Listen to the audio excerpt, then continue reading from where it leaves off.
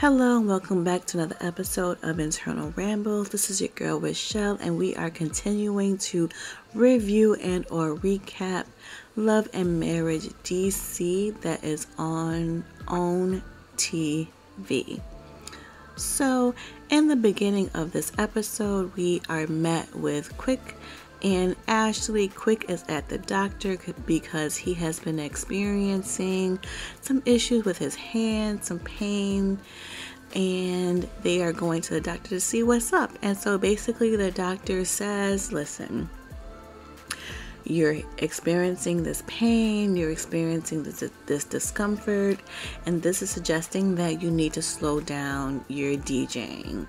And this has been something that not only, his wife has been suggesting and pleading for because she wants time with her husband, but he has had some experiences with overworking where he has been out doing multiple shows, drove into a ditch. And so she's told him, in order to make sure that you don't do permanent damage, you need to wear a cast. So there's all these like red flags, these warning signs, and Ashley is like, listen, you better do what the doctor says or you're gonna be permanently not able to do what you love. And I don't know actually specifically if he drove into a ditch, but I know he's had like accidents because he fell asleep at the wheel. And so there's all these like warning signs that you're working yourself past what you need to be working yourself. You're working yourself beyond your means. You're overworking yourself. So he says that he's going to listen to recommendations. He's going to scale back. But, the proof is always in the pudding. And, any sort of like arthritis, any sort of like inflammation, anyone that has worked like office jobs or any sort of like hand work, anything that's hand heavy, carpal tunnel, people know.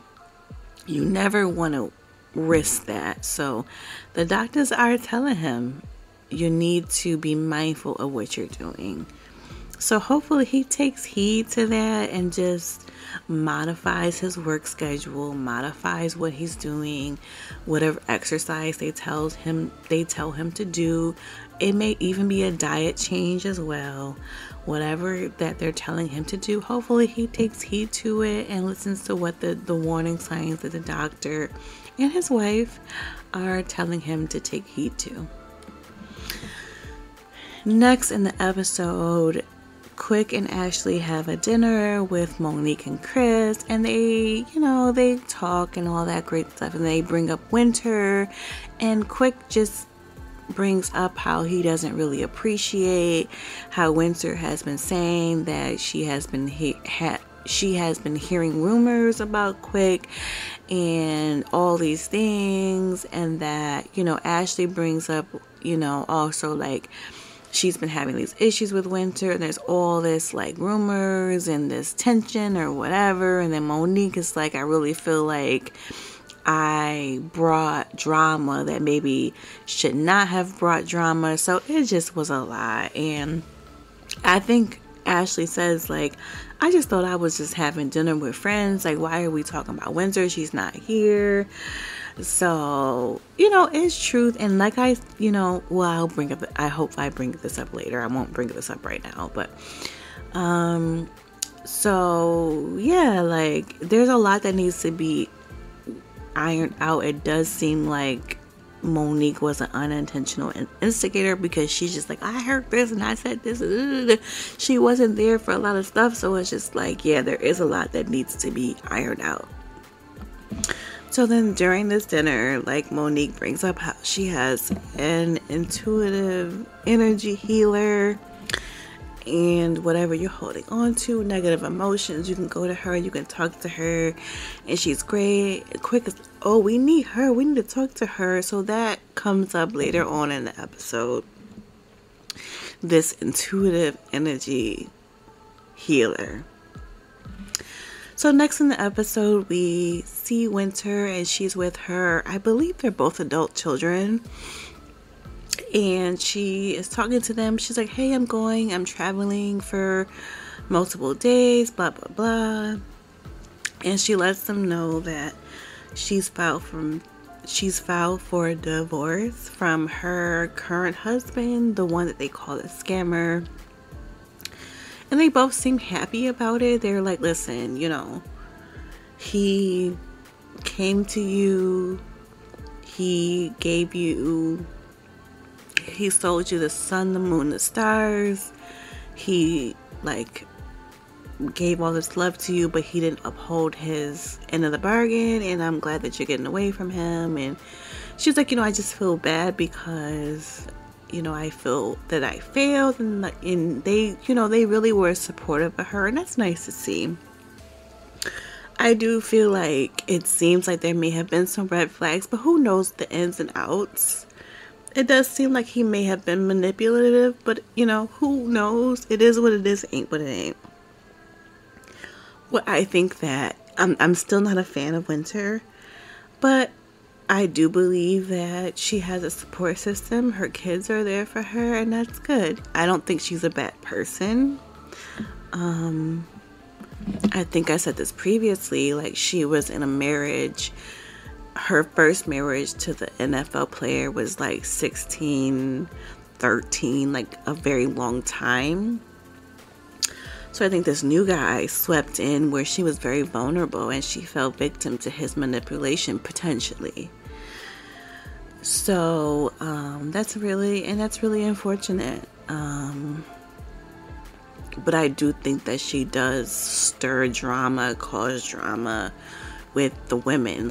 The drama that she caused with the women does not necessarily equate to whatever personal relationship she has with men. So hopefully she takes the time to heal and rebound back from the relationship issues that she has had previously. Next in the episode, Monique, Winter, and Ashley have a dinner, brunch, drinks, tea, cocktails, whatever. And they hash out, I think, the problems that happened previously, where Winter was like, oh, I done heard about Quick in them streets. And the instigating that Monique honestly, unintentionally did. And nothing was really, was something resolved? I don't know. Basically, the way that Monique perceived it was that they had a back and forth where Winter was like, I heard about your man in the streets. And then Ashley was like, she never said that. And Winter presented it as, I never said that to her directly. What I was telling you is, while she's talking about my husband, I've heard about her man in the street. So it's just it was girl to girl talk. I don't even know. At the end of the day, like I have previously been saying, the only nucleus is Monique. These women are not friends. They don't like each other. They don't want to be around each other. And it shows all the time. So the way that it literally ended, this dinner, cocktails, lunch, it wasn't lunch, but was Ashley saying, we're still not friends. We can let bygones be bygones, but we're not friends, because they're not friends. So the drama is still going to commence, because the only nucleus is Monique. And Monique did instigate it, and Winter was like, maybe I should clarify my statements more, and Monique was like, I should stay out of whatever. But these women are not friends, and it's BS beyond BS at this point. So I'm gonna kind of sum this up, because I can do that. It's my recap. So Quick and Silva, Arana and Jamie, and Monique and Chris go to see this energy healer, this whatever. And, you know, I have my own thoughts about this. This is why I'm kind of skimming past it. But it seemed to be a positive thing for the couples. And so, you know, if you can have if you can be open-minded at things, have a positive result, okay. One of the things that was brought up was for Chris and Monique was for Chris to not live through Monique. Have your own, not live through her happiness, her emotions, find your own stuff. And then for Arana and Jamie, for him to be mindful of his reactions, not to be a pit bull, not to be so aggressive, and for her not to always put on this facade of perfection. And then for Quick and Ashley, just for him, it brought up his grief and loss issues. And I'm not going to speak on what I believe on this stuff, but anytime you can just be mindful of what you're going through and try to leave from it. I need to work on this. Okay. What I will say, I've watched a couple reviews. I've read some stuff about this show, and one of the things is people believe that Monique is too hard on Chris.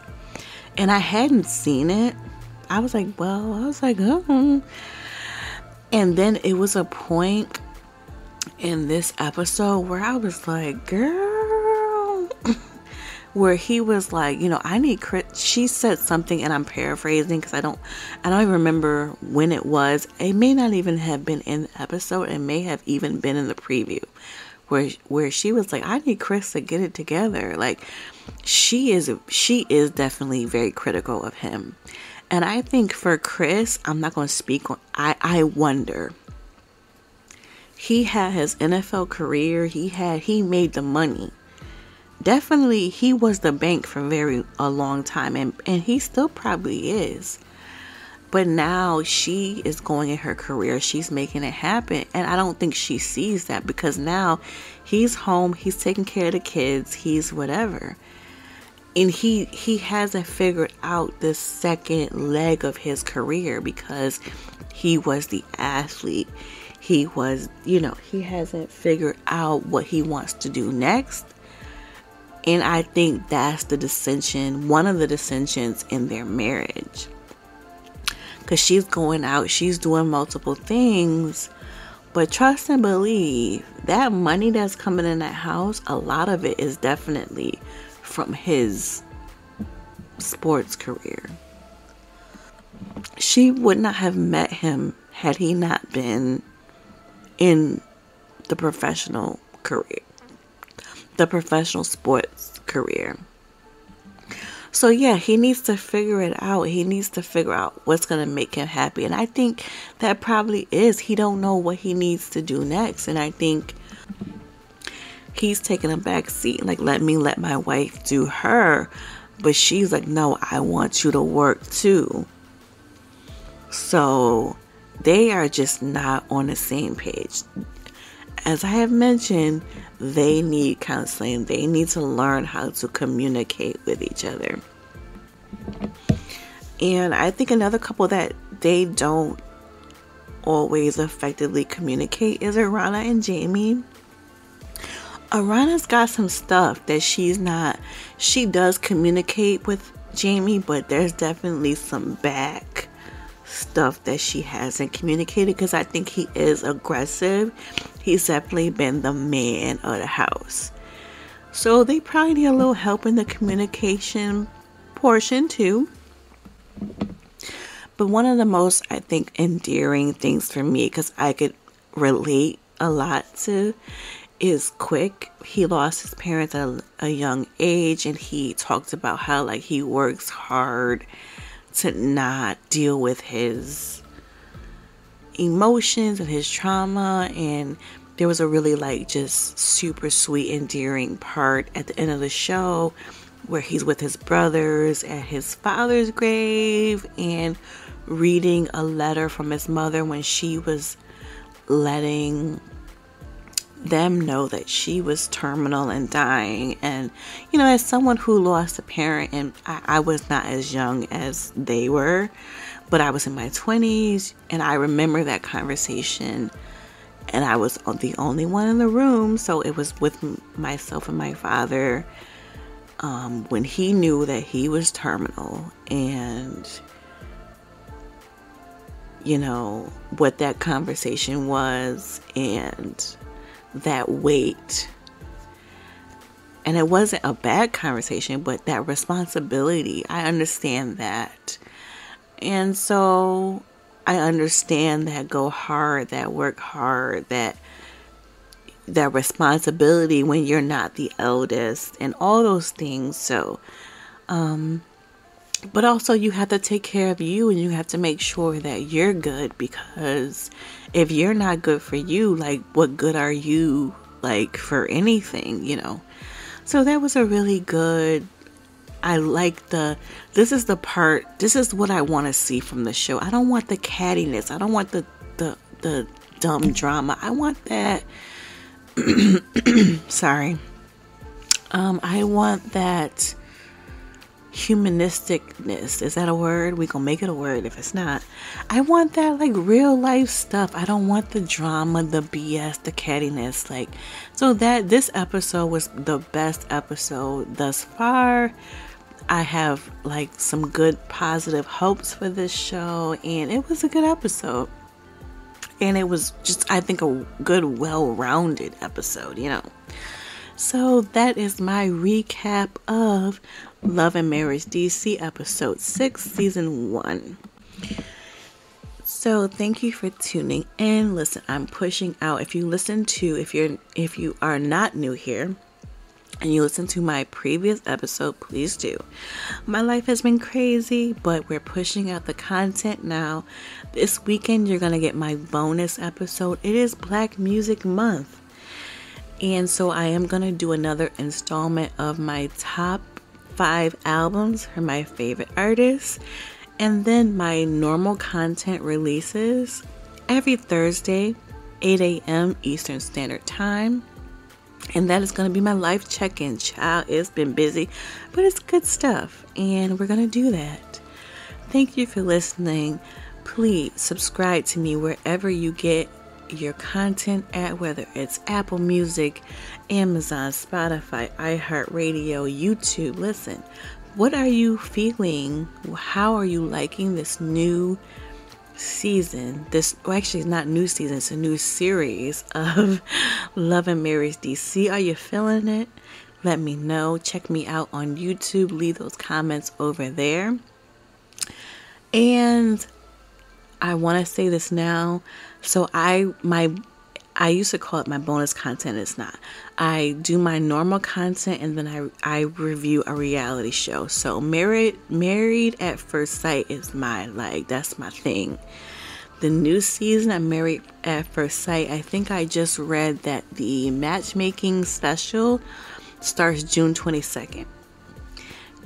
Lock in with me. I don't do the matchmaking. I don't like those. I don't like I don't even really like the weddings. I don't really start watching, truly locking into Married at First Sight until they're on their honeymoons.